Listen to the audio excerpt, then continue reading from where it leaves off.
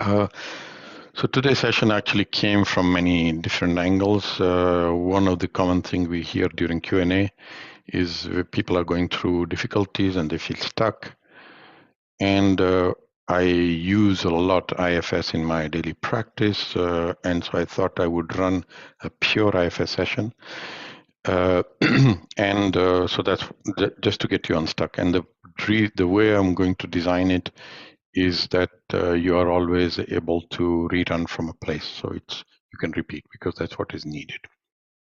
Now, when I was building it, it's not easy for me to just go into an IFS session. Some of you may not be aware of it, so I said, well, let's do a small bit of education around it. I always believe if you understand intellectually something, then it's much better for an experience.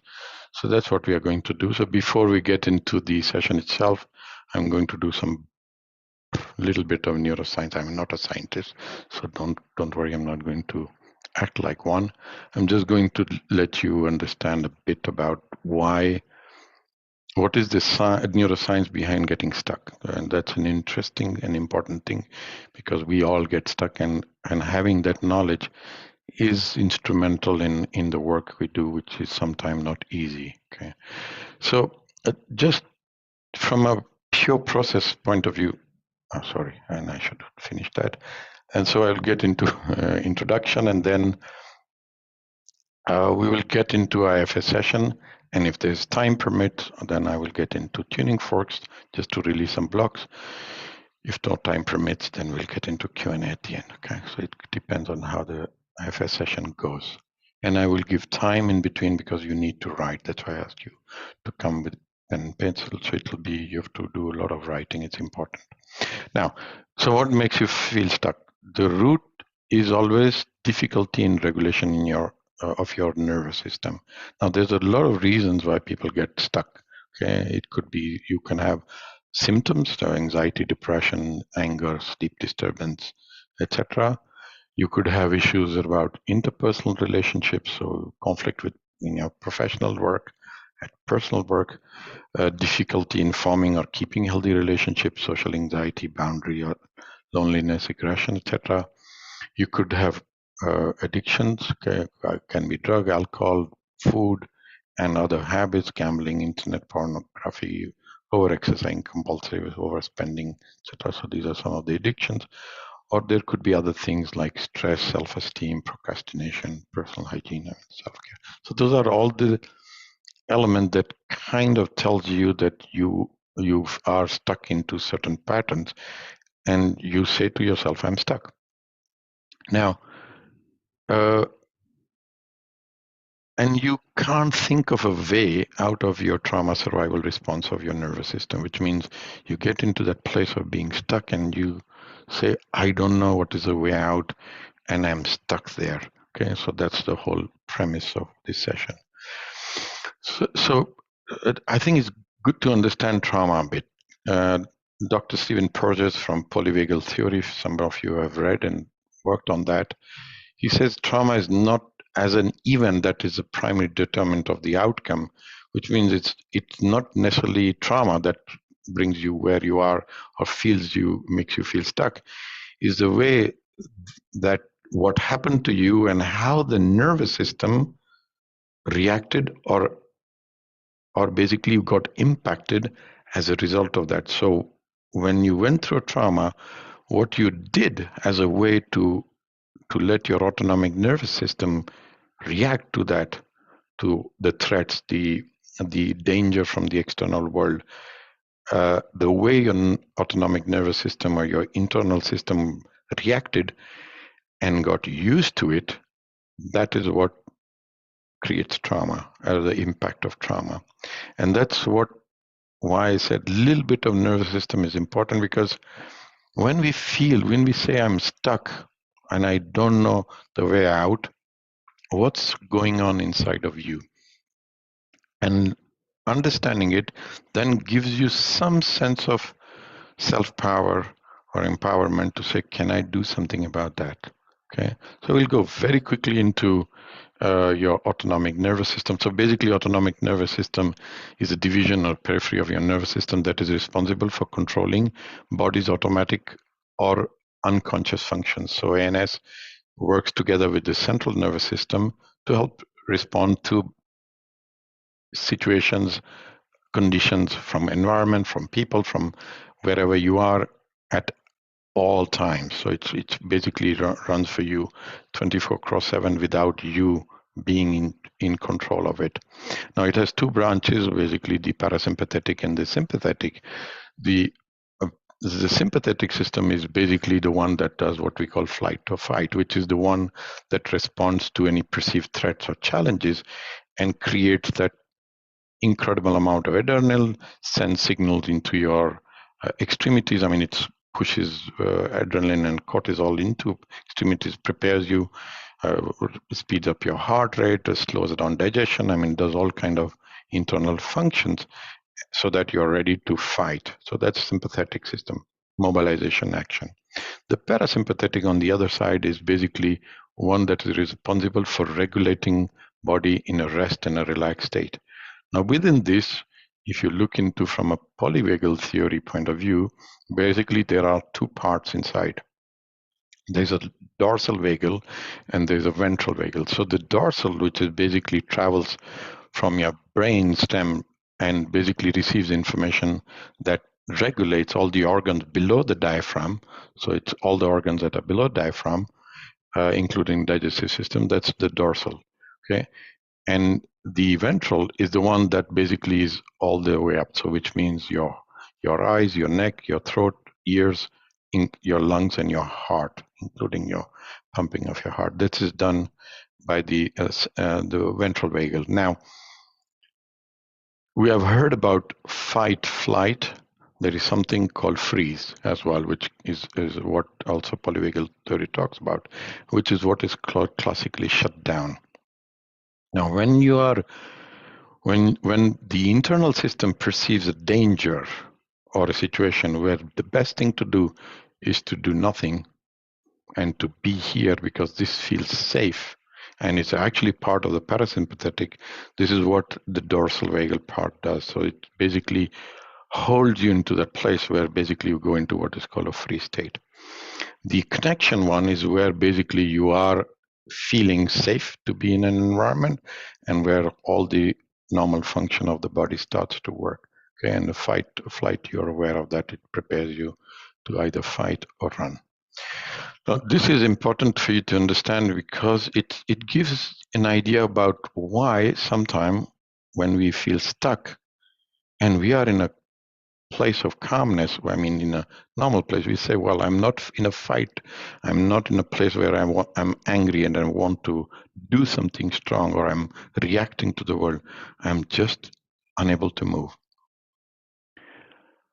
And so let's get a little bit into IFS. So IFS, or Internal Family System, it was developed by Richard Schwartz 40 years ago. It's a form of psychotherapy, but it has that realm, it's an interest.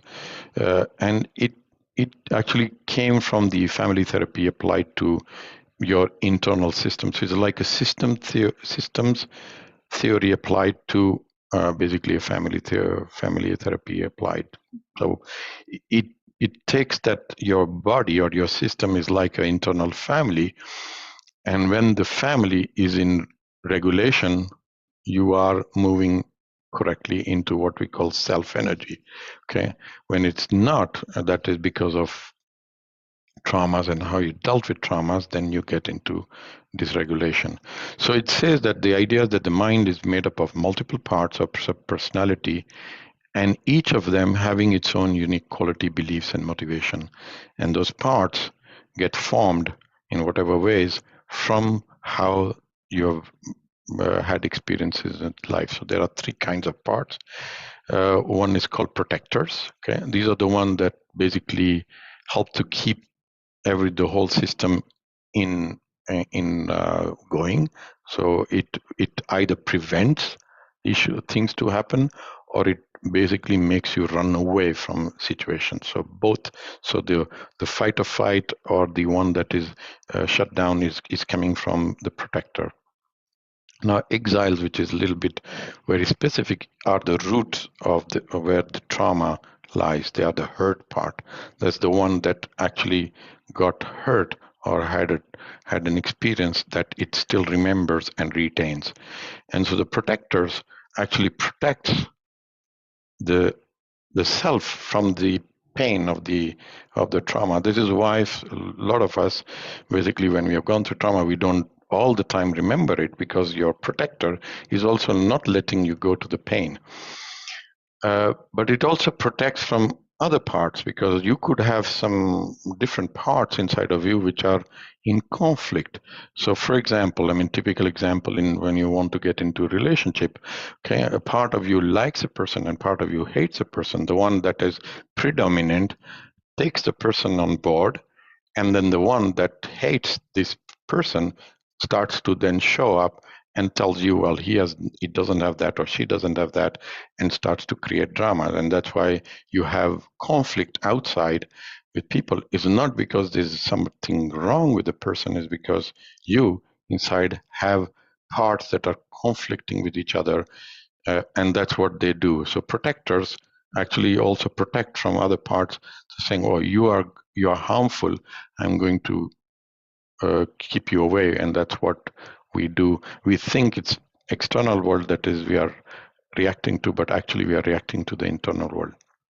So that's just to give you very brief. It's a whole course. It takes weeks to learn, but just give you a brief on that. And there are beautiful videos. I will post them for you to look up and understand. So how do we work using IFS? In a typical session of IFS, yeah, Lisa, correct. Sorry, I'm replying to when one has mixed feeling, it is basically an internal conflict between parts. Exactly. Okay, so how do we work on that? We basically, first thing, so the whole aspect of IFS is about being kind and compassionate and curious to all of you. Even if there are two conflicting parts and one wants to do that, another one wants to do this, both of them are part of you. So, and the normal feeling, when we go into that, you say, I'm angry at it or I'm frustrated. So the whole premise of IFS is about bringing towards openness, curiosity, compassion. There is many other, there are 8 C's, which are so calmness, curiosity, compassion, confidence, courage, clarity, connectedness, creativity. So there are 8 C's that are there. And the idea is to bring some of them into your being, and then welcoming all parts from that place. So as you start to work with a part of you that you feel whatever you feel towards it and become curious, you don't have to be compassionate, because if you're dealing with somebody that has been very, very difficult to you and your inner part is hurt, and so the first thing when you remember, you feel either anger or frustration or sadness, it's difficult to feel compassion then. So the first thing that we always hear me say or hear in a session is, can you be a bit curious? Because maybe it has something there that may be interesting for you to know. And so that's how we start and get into, because the parts, as you heard, they are protecting themselves.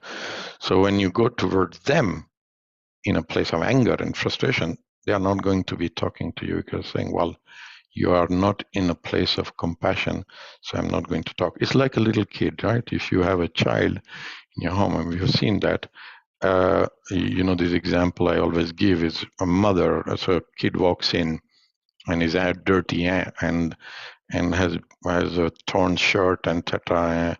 And so the first thing the mother saying, what did you do and what happened, etc., and was angry and frustrated towards the child. Most likely the child is not going to tell everything that happened, will just be sad and quiet, and then you say, well, go into your room, clean yourself, come back, and you have a different, the way the child is very different.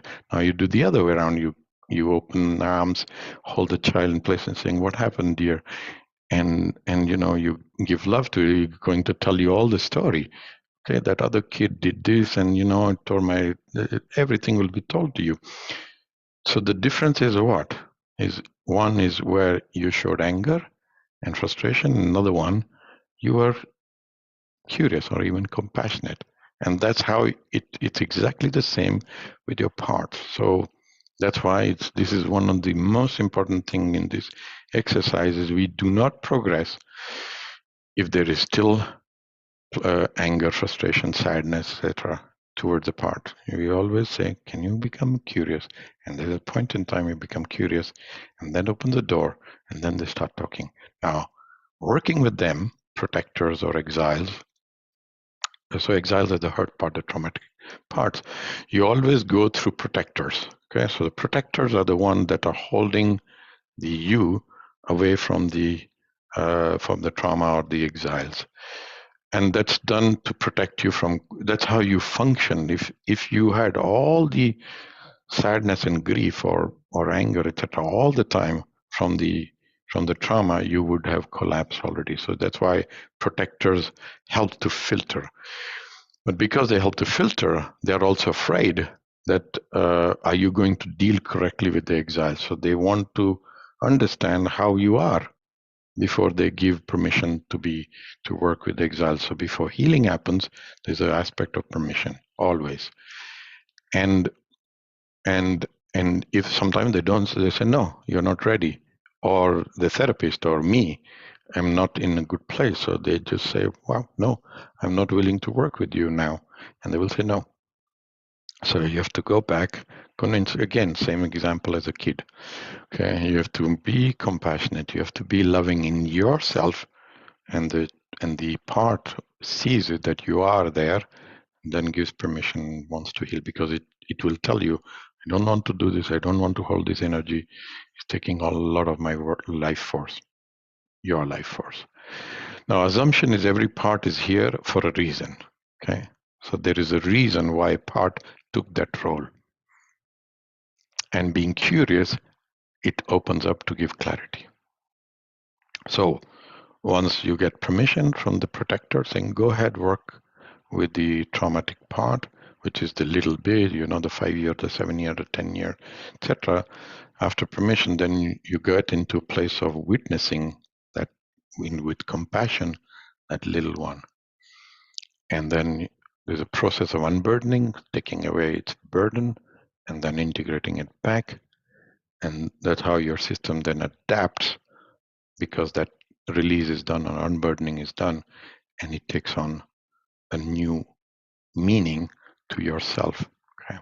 And then you basically, after a session, you repeat it for a few days. The idea is to get to know that part better, and you can do it in yourself. Okay, so that's how typically a session works. Okay, let's go. So I want to give you this, and I will send you this chart as well. It's a complicated chart, but I'm going to post it in the WhatsApp group as well. It's actually done by a woman by the name Ruth Kelver. She drew this, and actually what she did is she did a beautiful view of how, this whole thing which is saying I can't to I can and I will do, how that process works from both polyvagal theory point of view, which is from your nervous system, and also from internal family system IFS point of view. Okay, and I will send you that. But just for you to know that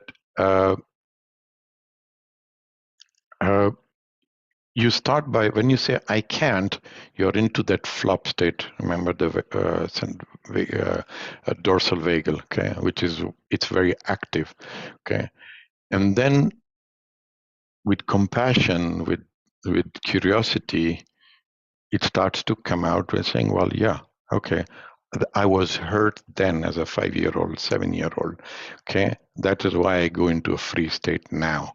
Okay, and then as you work with the exiles and you start to fix the protectors, which means make them come back to you and be in a place of better understanding for you, then so when you start to go into I must, which means I can do it, I should do it, and then you go into I can, because you start to find self to be much more present, which means that the protectors that were holding all the energy for the exiles go back to their original task. Okay.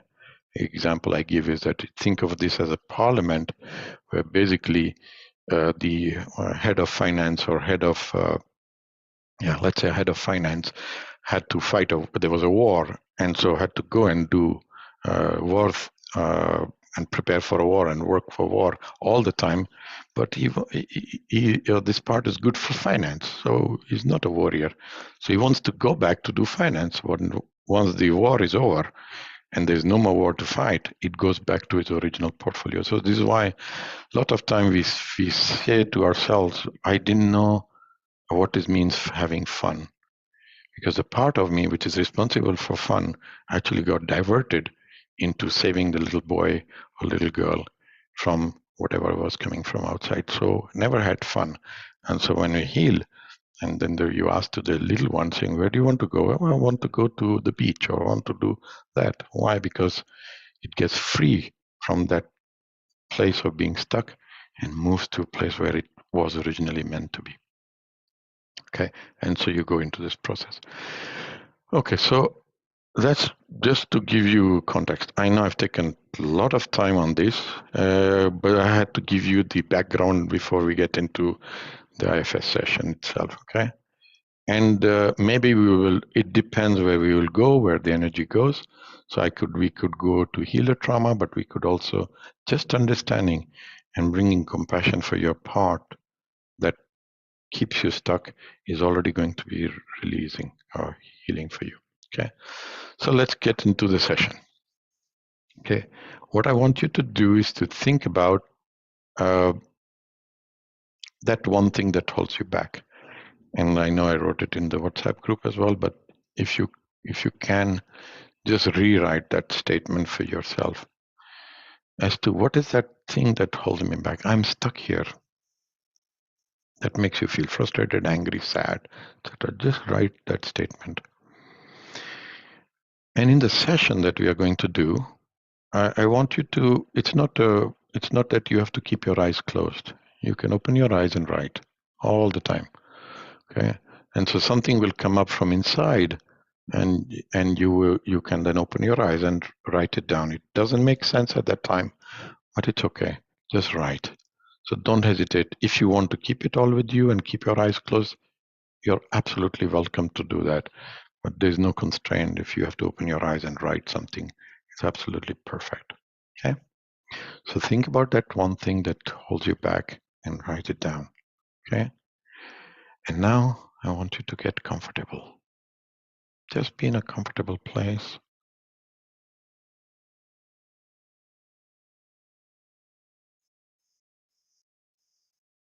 And feel that your body is relaxing. And so just take a deep breath. You can keep your eyes open or closed. Just feel your breath going into your heart, breathing a little slower and deeper. And just follow that breath into your heart.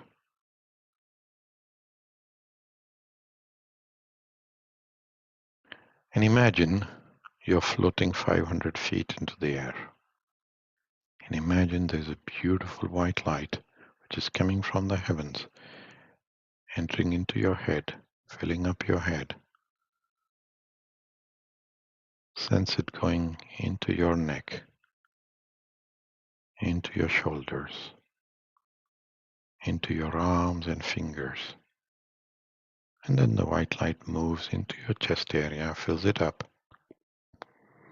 goes down into your belly area, stomach area, fills all of it up, and then goes down your hips, fills it up, into your thighs, through your knees, into your feet, and through your feet the light goes deep into Mother Earth, goes deep inside, and takes all the energy and power of Mother Earth, mixes it together, and comes back, and through your feet fills up your feet,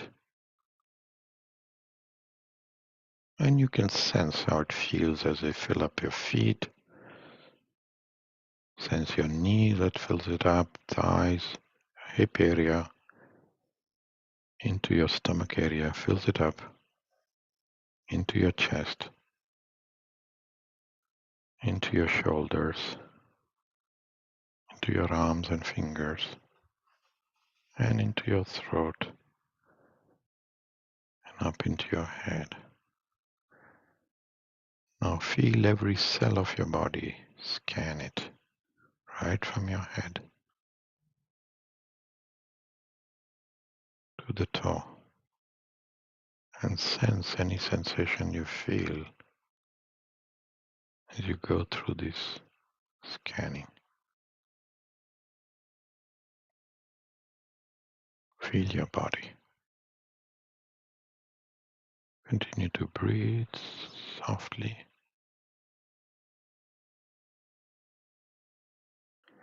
Now invite all parts of you and tell them they're all welcome.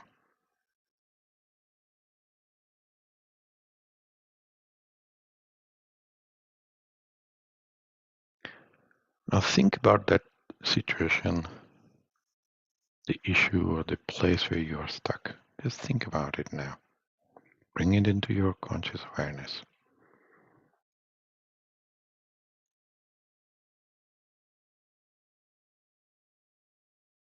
Look at that situation.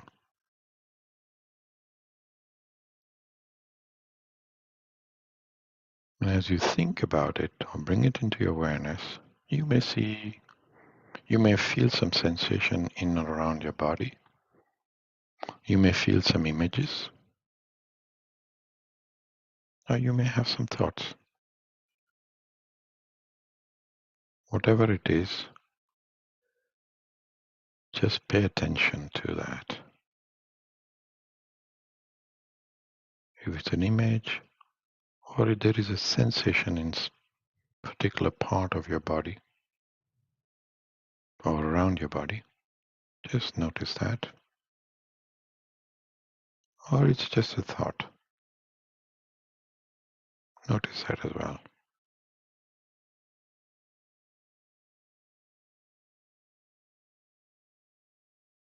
See if you can connect to it, that image, that thought, or that sensation in or around your body. Just connect to it, invite it.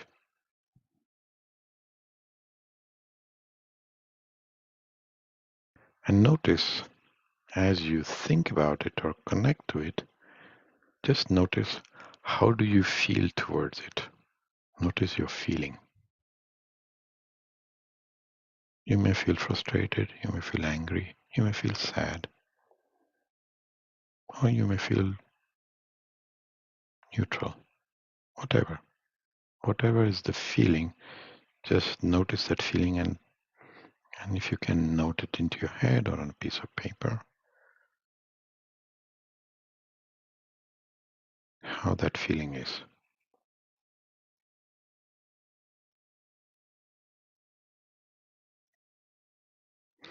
And see if you can give it a name, this connection that you're making to.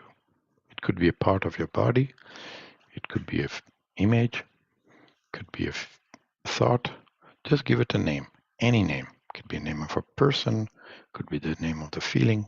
Whatever name comes up is good.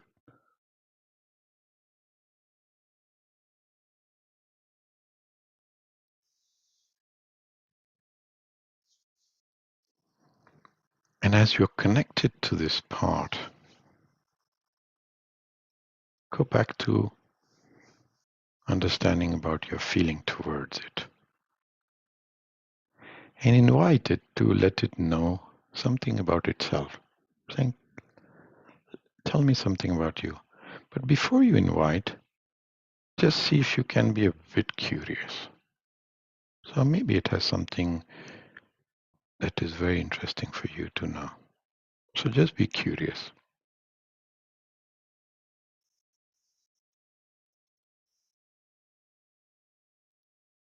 So you're looking at this part of you, connected to it, but before asking it anything, just see if you can go to a place of being curious. And if you cannot go there, ask yourself a question saying, what's holding me back to be a bit curious about it? Maybe it has something interesting for me to know. And see what you get as a response.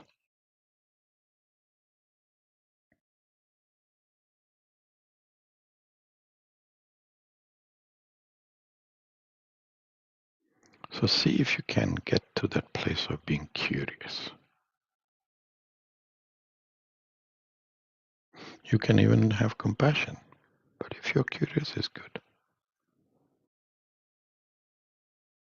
Now, from the place of curiosity, connect to these parts that you just named and ask it, what do you want me to know about you? And just listen. You don't have to make it up. You will not make it up. Just listen to what it says to you. So saying, tell me about yourself and see what you hear.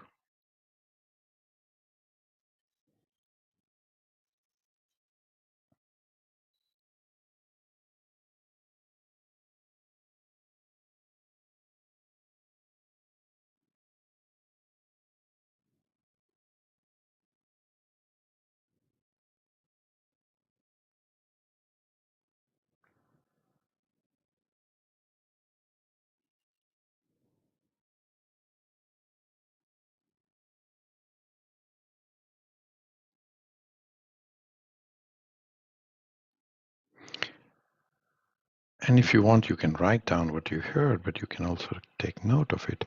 And just notice, how do you feel towards it now? Are you still curious? Or your feeling has changed? Just notice your feeling. Or that sensation if you were feeling something in your body. Just notice. How do you feel towards it now?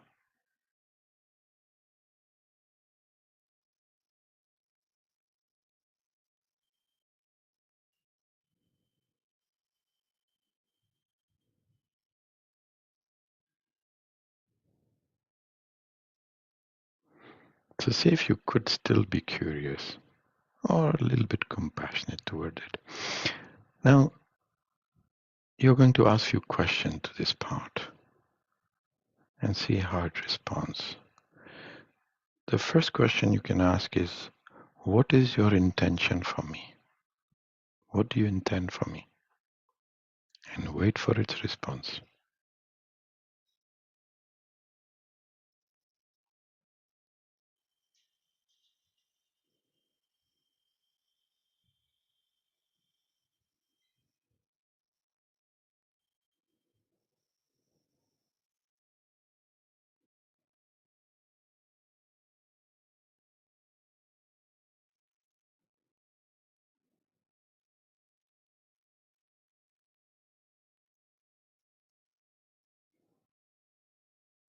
Now, as you heard that, notice if it makes sense for you, what it said, what the intention was.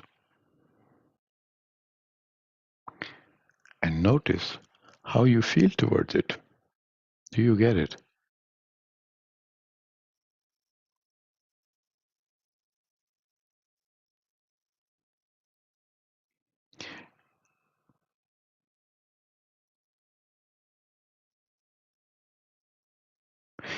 And then further ask, and what else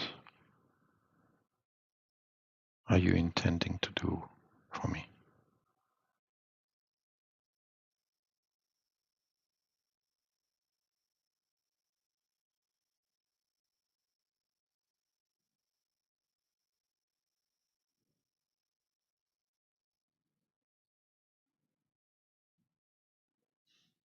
Notice what it tells you.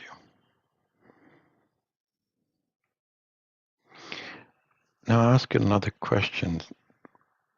How do you impact my life? What do you try to do to me or people around me?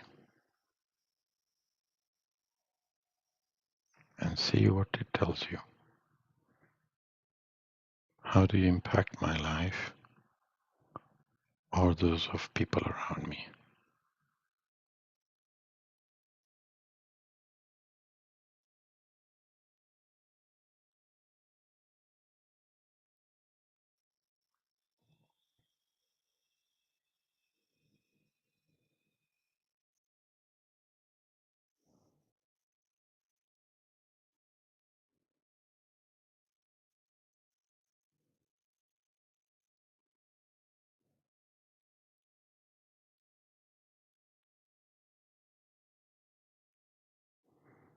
And note what it said.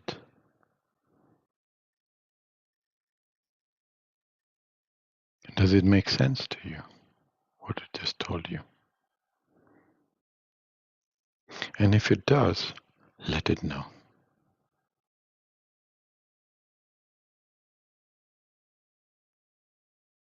And now notice, how do you feel towards it?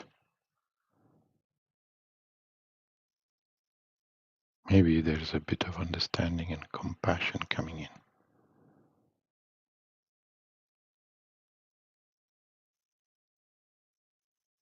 See if you can still stay curious.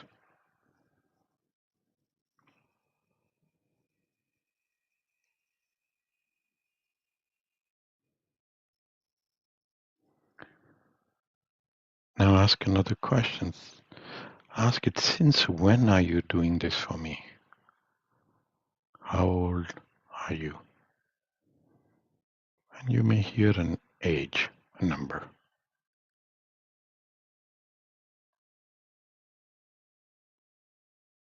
Just take note of that age or number.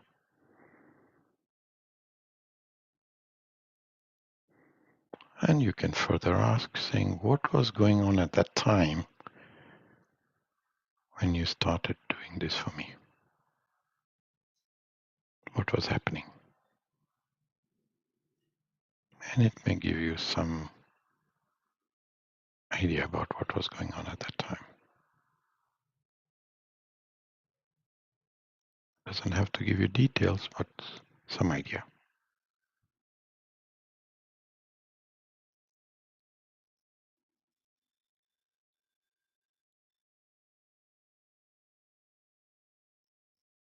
And see if it makes sense for you.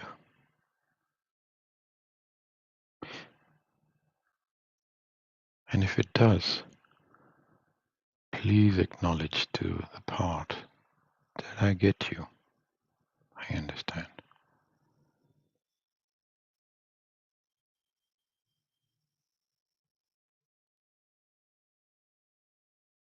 And now ask to the part, do you feel that I understand you? And see what is the response. Does it feel understood by you?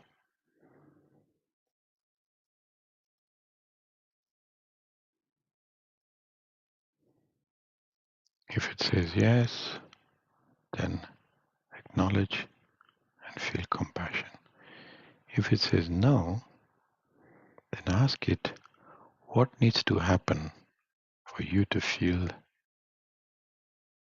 that I understand you? What else would you like me to know about you? And see how it responds.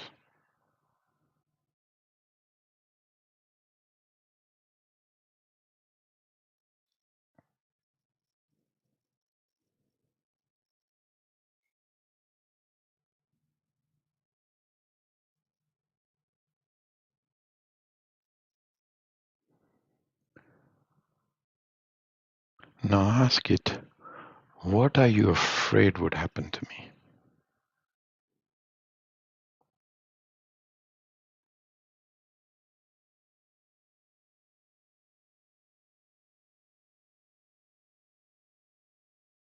Let it respond.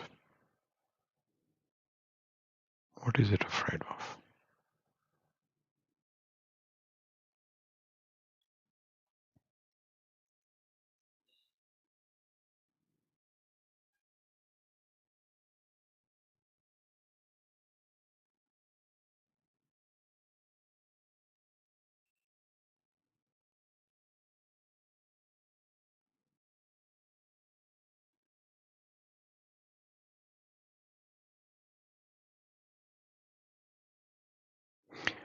Ask a following question, and then what would happen?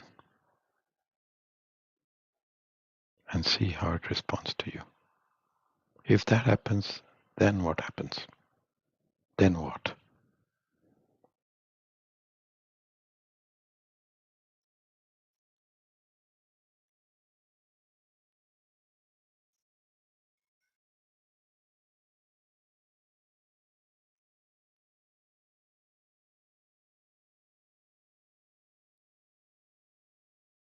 And then what?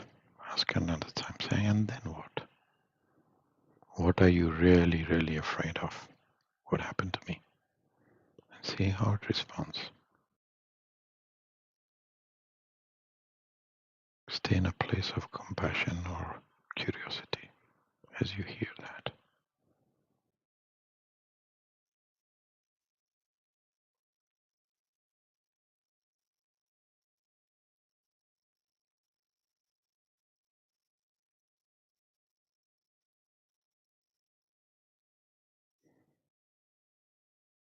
And take note of it and let it know you understand, you acknowledge.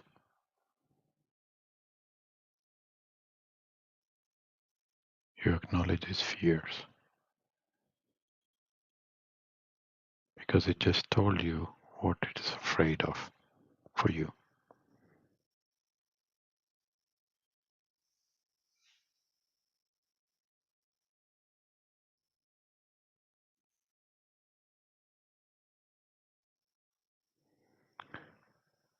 Now ask it a question.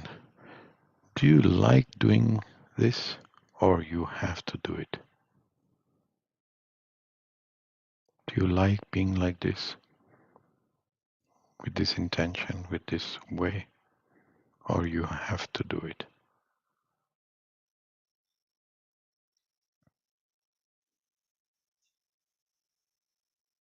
Sometimes parts say, well, I have to do it. I don't like doing it. If it said that, then ask another question saying, what would you like to do instead if you were not to do this? And see what you get as a response. What would you love to do instead if you were not to do this?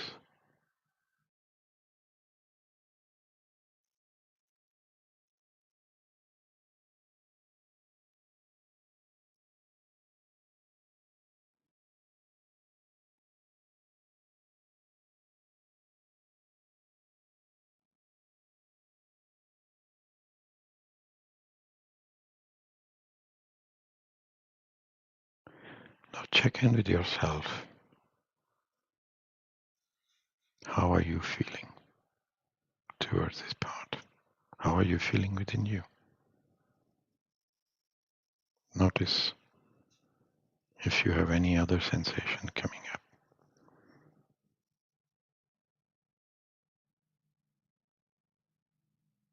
And just acknowledge your feeling.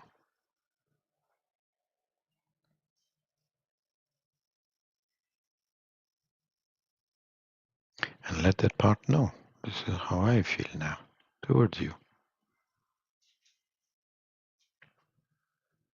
And see how it responds.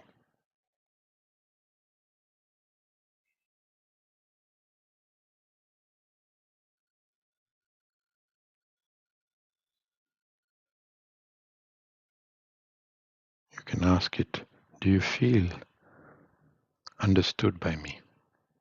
And see what its response to you.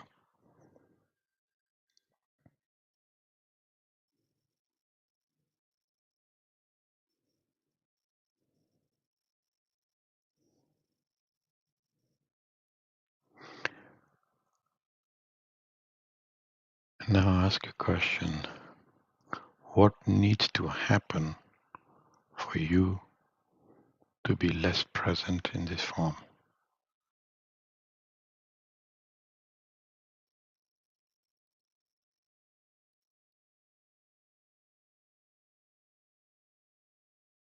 And let it respond.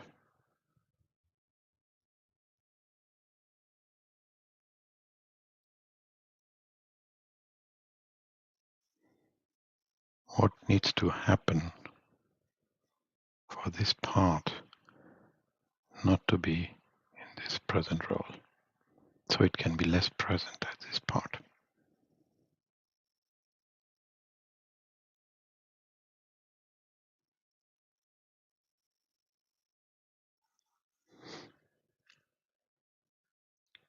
Then you can ask it, would you like to heal some part that you are holding?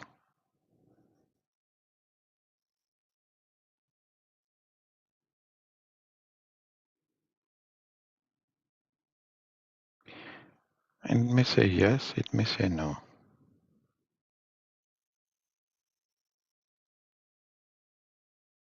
If it says no, then ask another question. What needs to happen for you to give permission to heal some part?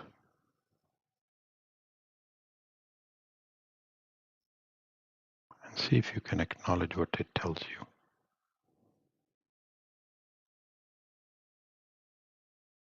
It may ask you to do something, it may ask some conditions. So see if you can acknowledge, always staying curious or compassionate towards it. If it's not giving you permission, it's okay.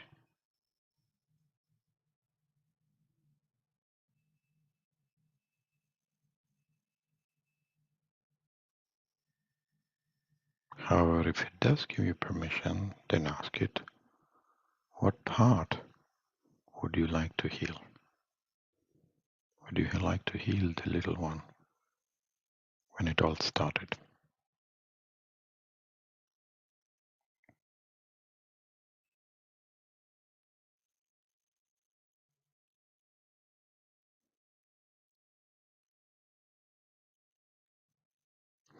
If it gives you permission, then it's okay. If it doesn't, then you can still ask the same question. What needs to happen for you to give permission to heal the little one, the age it said it all started?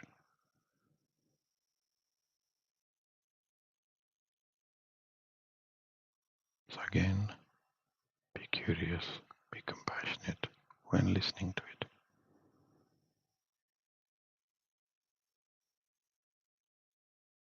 And see if you can acknowledge what it tells you.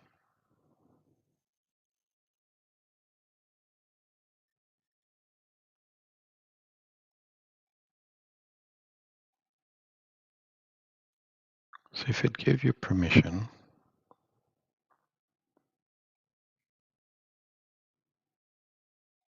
you can tell it that you can be here, you can observe as we will work together with this little one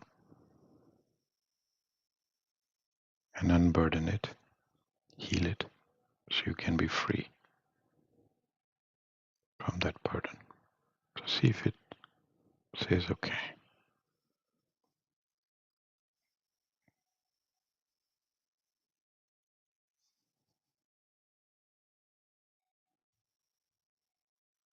So you can tell it you can stay on the side as we bring in this little one and work with that little one. So I give you an age. It may have pointed you to a little part or to a certain age of yourself. See if you can bring this little one or this person of that age, which is you at that age, in front of you.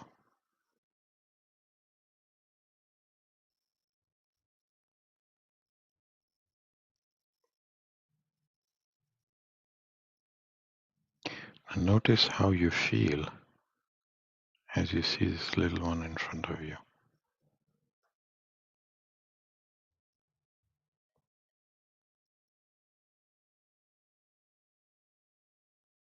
How do you feel towards the little one?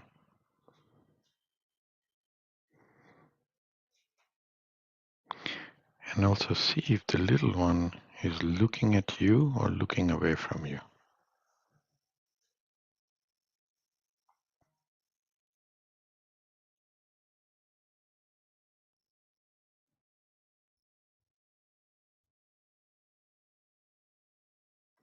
If it's looking away from you, notice how do you feel towards the little one.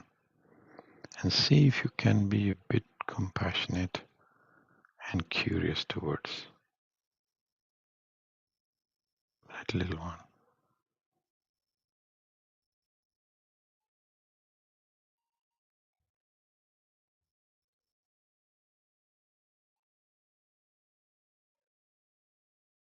And you can even move towards the little one so that is looking at you,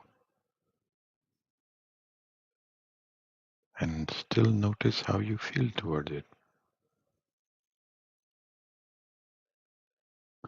And you can ask the little one, how does it feel about your presence now? And notice what it says to you. It may be surprised, maybe just curious, I may not like it.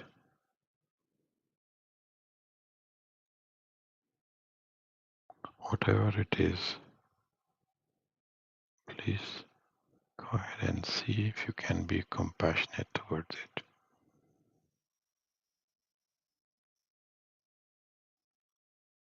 And stay here till you feel the little one from a place of curiosity or compassion.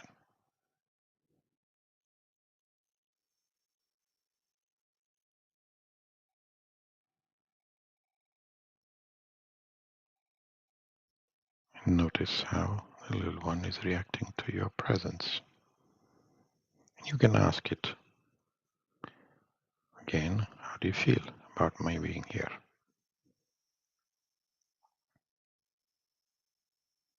And see if something changed. You can step forward, hold a hand, see if you can keep an eye contact and make an eye contact with the little one.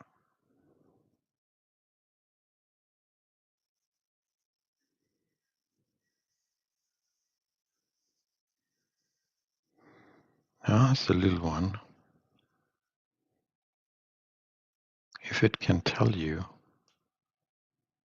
what happened to what he or she in that age. What did it go through?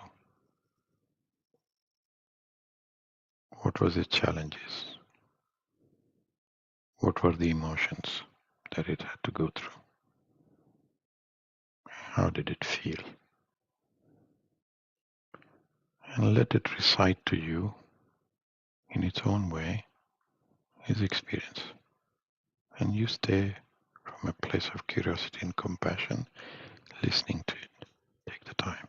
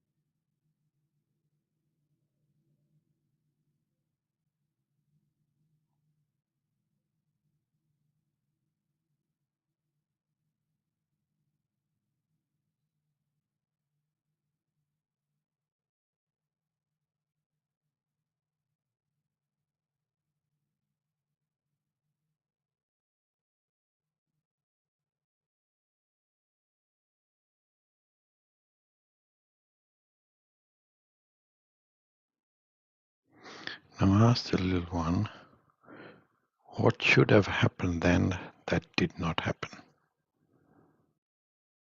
What should have happened then that did not happen? And let it respond, and you stay in a place of curiosity and compassion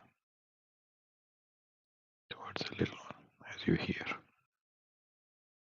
What should have happened that did not happen then?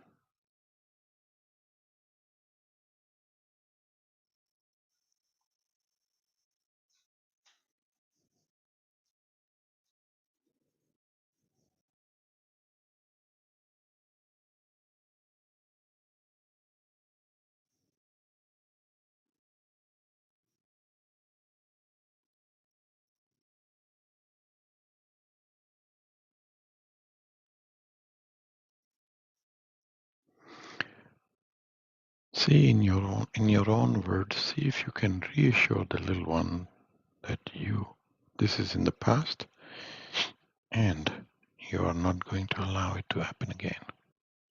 So it feels reassured by you.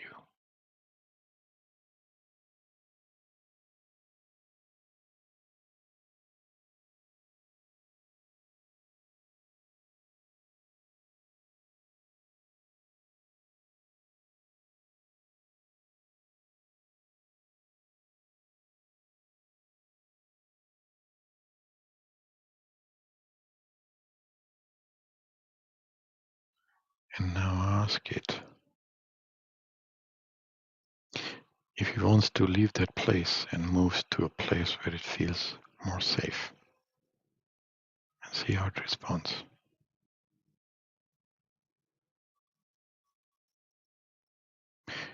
It may say yes and may say no.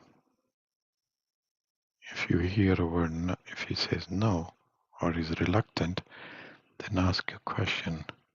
What needs to happen for you to agree to move to a place where you're safer?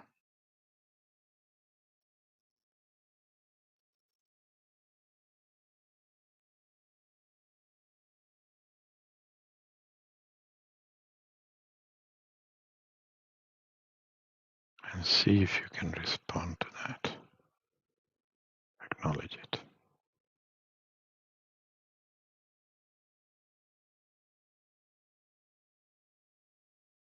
Ask again. Would you like to move to a place of your choice where you feel safe? And see how it responds.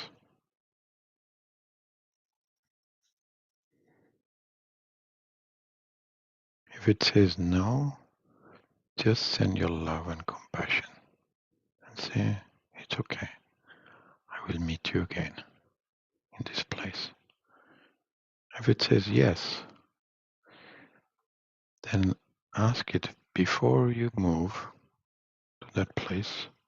I would like you to release all the story you told me and unburden it. And you can release it either into water or into fire or into air or into earth. So you ask, so where do you want to release everything you told me? Water, fire, earth, or air?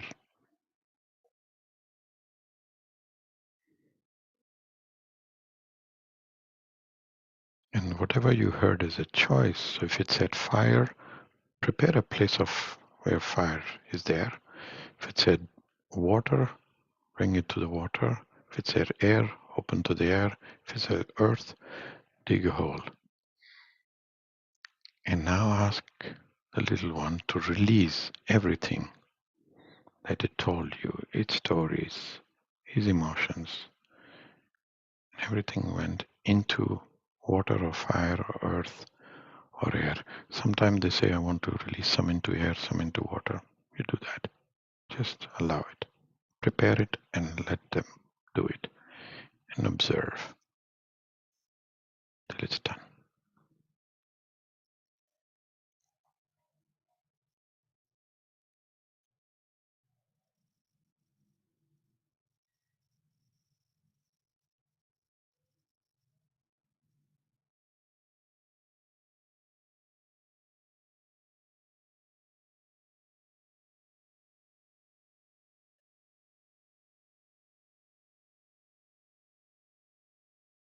Now ask it again. Ask the little one, do you want to release something that you didn't tell me? Or do you want to free yourself from it? If it says yes, let it release whatever it wants to release into water, fire, earth, air, and you observe.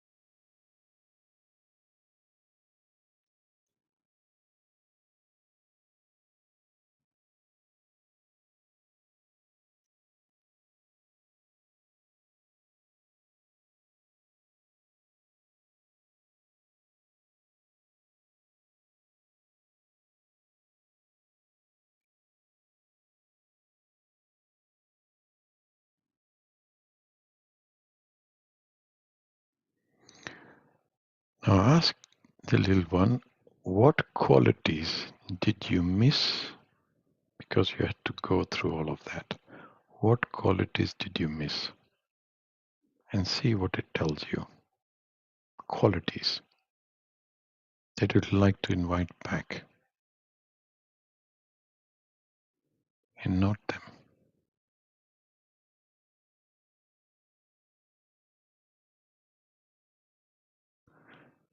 Now bring those qualities into every cell of your body. So just take a moment, and if there are more than one by one, bring them into every cell of your body, those qualities.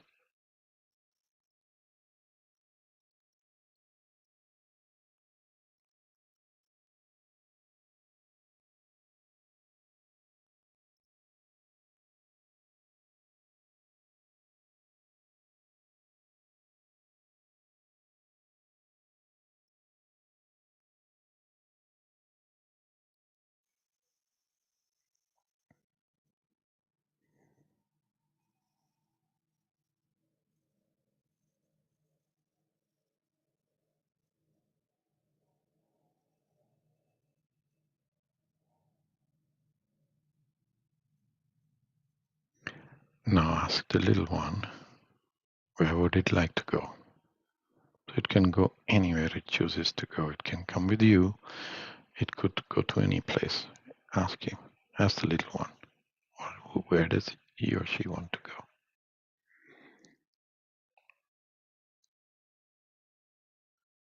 And wherever he or she wants to go, see the little one being there in that place, integrating into that place.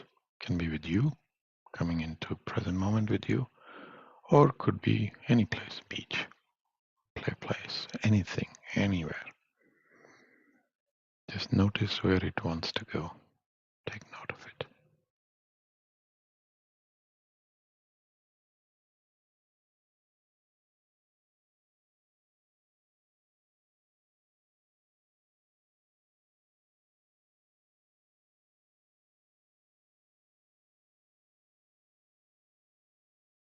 And let that little one know that I'm going to be in contact with you every day for next few days.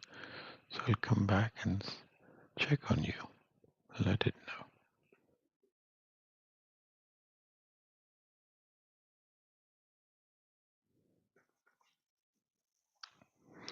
Now bring back the part that gave permission to heal this little one and ask it another question saying, what happened? What do you say? What do you observe? And see how it responds to you.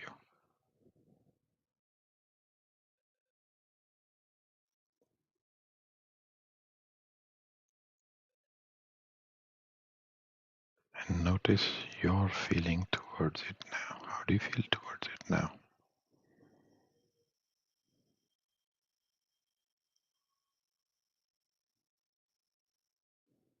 And let it know that you are going to be talking to this part every day for next 10 days for a small check-in, how it's doing, and thank it for being here today. Thank it for its presence.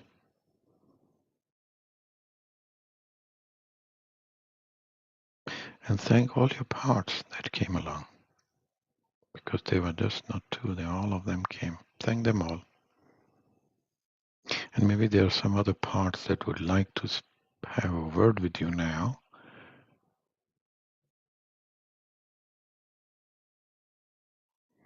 And you can tell them now that I'm going to be working with you, and you're all going to be welcome in my journey. And you appreciate them all. Now take a moment to let them all know. So think of this like your parliament, and you're the speaker, and you're telling them a vision statement for yourself. If you've been doing the vision statement, just tell them all what you see for yourself.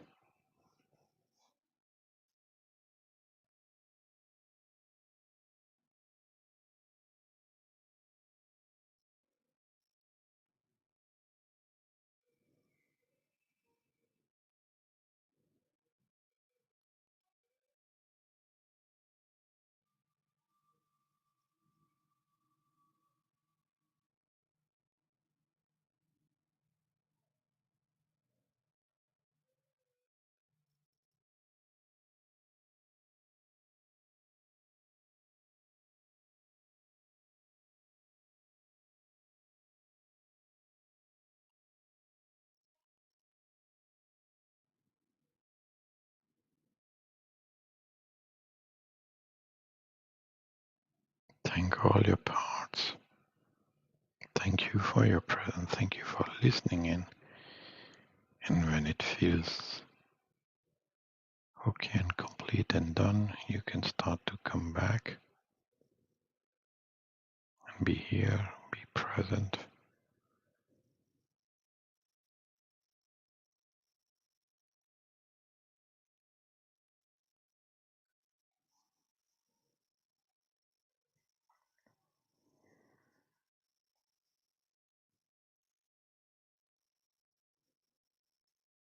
And if you want to take time to write down whatever came up, if you have not been writing out, take a moment to write down. And I'm going to send you daily exercise, because we told all of them that we have been in contact with them, that you can do for 10 days. And you can run this process itself with any kind of issue that you're feeling, making you feel stuck.